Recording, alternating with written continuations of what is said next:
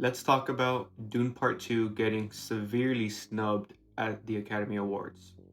Like many people, I was extremely shocked by. Well, I can't say I was that shocked. It's just, I just keep getting reminded of the way the Academy is, especially as of late, especially the last 5 to 10 years.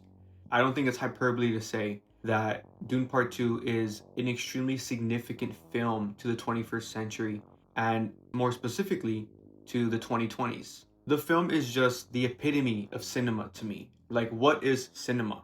It's moving pictures.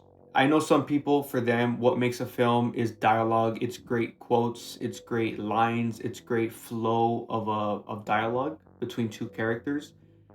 I love that too. We all love that, of course. But me personally, I do think at its core, what cinema is visual storytelling. It's moving pictures. It's sound design. It's music. It's cinematography. It's blocking. That is cinema, conveying things, conveying emotion, conveying story through imagery. And dialogue helps, of course. And I feel like when you examine Dune Part 2, both of them, Dune and Dune Part 2, but more specifically Dune Part 2, it's the epitome of cinema. Just rewatching it, it's just a visual masterpiece. You look at the blocking. I feel like the blocking really stands out in this film than any other film I've ever seen, to be honest. Like it goes beyond cinematography. It goes beyond lighting. Like that's why the film deserves best picture because it is literally doing everything. It's using every tool in a director's toolbox, so to speak. Like the lighting, the cinematography, the coloring, the like Greg Fraser and Denis Villeneuve. They, for those of you who don't know, they have like a very interesting way of shooting, especially Greg Fraser. He did it on Dune, The Batman, and Dune Part 2, and maybe another one, but where they shoot things with like a very large format digital camera, and then after they shoot it, they expose it to film so that you get the texture of film. And they used very special lenses. They use Unreal Engine. Like they just use so many tools to get this extremely beautiful imagery. And then on top of that, Denny's direction. If you look at every shot in this film, the blocking is insane. You look at just the camera, there's a lot of oneers, but without it being a oneer, without you even thinking it's a oneer. It's not it's not for anything flashy. You shift perspectives.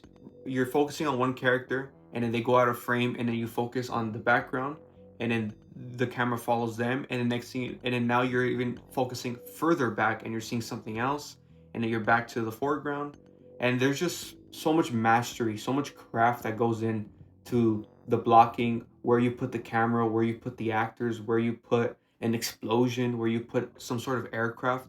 Like it's truly mind-blowing to really study just how this film looks, how Denis conveys everything through visuals. And then on top of that, there's Frank Herbert's writing. And I've never read the Dune book, but I know it's extremely dense. I know there's so much information in those books. And from what I hear from book readers, the film does not adapt it perfectly, but it plays with structure. It plays with when you learn information. It plays with withholding information, but it's all in service of the story. And rewatching Dune and Dune Part 2 this week, yeah, I see how certain things are a mystery to me in Dune Part 1. And then when you watch Part 2, those questions are answered and then it just changes the way you perceive the first movie. And I know Denis has said that. He directs these films with multiple layers so that every time you watch it, you uncover new things. Like big plot points, like twists and whatnot. Just like little details like how in Dune Part 1, Paul says how there will be a holy war in his name while holding his father's flag. And it's just like a line you hear that kind of goes over your head. And in rewatching Dune Part 2, there's a very specific moment to where it shows Stilgar and then it focuses on the background and it's his father's flag of House Atreides. And it's just like, it's not spelled out to you, it's just shown to you through visual storytelling. And there's just so much of that in Dune Part 2. And then, of course, the performances. Everyone is incredible in that film. I feel like Zendaya in that film just really shines. And Hans Zimmer's music, not even getting nominated for their stupid rules of sequels. His score is way.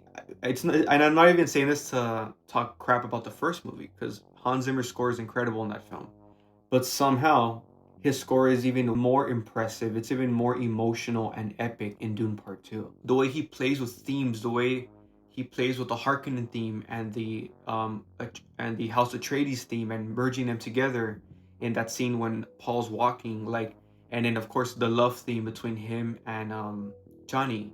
Like, it's just, this film is just the best picture fundamentally. Like, it absolutely should have been best picture. And I could see someone preferring, obviously film is subjective, and I could see someone preferring a film like Anora because of whatever, they're into that sort of thing, and whatever, that's fine, that's your opinion. But when judging a best picture, I do think it should go beyond subjectivity. You should be able to look at them more objectively and really have in mind cinema. Really have those sorts of things in mind. What makes good cinema? And I feel like, not to be mean, but I mean, Anora is a great film, but what does it really do? Like, it's a very well made film, for sure. Well acted. I personally don't think Mikey deserved the Oscar, but that's okay. Whatever. It's not the biggest deal.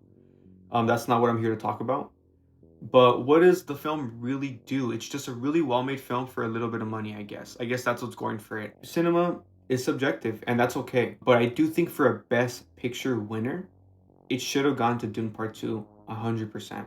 Like, there's just, in my mind, it's laughable. There's no comparison. A film like Anora and a film like Dune Part 2. And I think it just goes to show you the pure snobbery of the Academy and of Hollywood. And I saw this clip of Steven Spielberg reacting to Jaws getting snubbed at the Oscars. And I think he puts it best. He says that this is what you call commercial backlash. And that if a film is financially successful, Hollywood resents it. Unless it's Oscar bait. I love Oppenheimer. But let's face it, Nolan finally got recognized because he did a biopic and a drama. Like, finally he was recognized because of that, because he was Oscar bait. In fact, I'm very surprised that The Brutalist didn't win Best Picture, because that's the definition of Oscar bait. Yeah, I just wanted to rant and express, because again, I just rewatched those two films, Dune Part 1 and Dune Part 2, and Dune Part 2 is just incredible, and it's just truly laughable and frankly disappointing that it got snubbed so hard, and that Denny didn't even get nominated for Best Director. Nominated or won. It's just ridiculous. And I'm glad that much of the cast and crew of Dune Part 2 did make a little bit of noise when the nominations came out. They did give their 2 cents about that, and I love that because it's ridiculous. Both Dune films are truly the modern day Star Wars and Lord of the Rings. Like, just its significance in the epic, in the drama, the space drama, the whatever you want to call it, big budget. Like, Dune Part 2 is truly that for cinema. Of course, I'm not talking about box office. I'm not talking about just culture, because obviously that would go to the MCU being the modern Star Wars. But in terms of cinema and what it does, that goes to Dune and Dune Part 2 absolutely. And it's just yeah, whatever. I'm gonna keep repeating myself. I just wanted to give my thoughts on that. Let me know your thoughts on the Academy, the Oscars as a whole, and just Dune Part 2. I would love to hear. Thanks for watching.